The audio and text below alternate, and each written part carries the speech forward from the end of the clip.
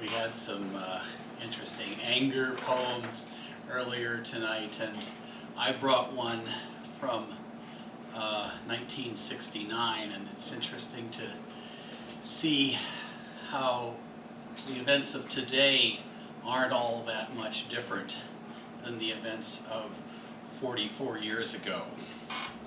Back on December 2nd, 1969, this country had the first draft lottery.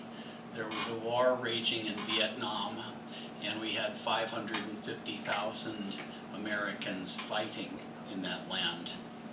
And I was part of the pool of college students who were waiting to see what was going to happen when we graduated. Would we be drafted? Would we not? And this was a poem called Draft Day Lottery. Somewhere they're drawing numbers inside the five-sided guild.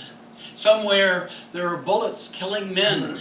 Like me, these men are killed, but it don't matter.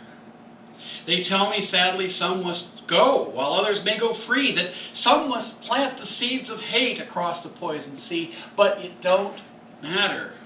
Somewhere in a hollow mountain there sits a hollow man with gold leaves on his shoulder and a button in his hand, but it don't matter. I am a young American in a broken, dying land. My youngest dreams by rich men's schemes are dying in my hand, and that the world must know does matter. I used to think of freedom. I was young and in some ways blinded by advertisers in uniforms that banksters hide behind.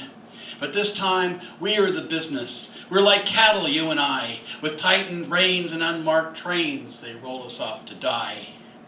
Someday it's going to happen, someday, somehow, by bombs and nerve gas, by guns and Molotovs, or just by drowning in a sea of our own sewage. It's going to happen.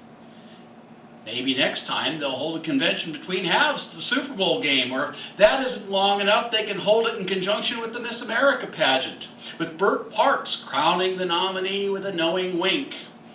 And then they fly the chosen one off to Pasadena to parade him or her down Colorado Boulevard behind drooping red roses in a sea of American flags held tightly in the hands of the sheriff's posse. It happened 200 years ago. Someone, somewhere, flicked on the light. Word has it, it was a conspiracy. And King George was caught with his fly down, and Mother America was found in a most unbearable position. Things have changed, they tell me. Things have changed.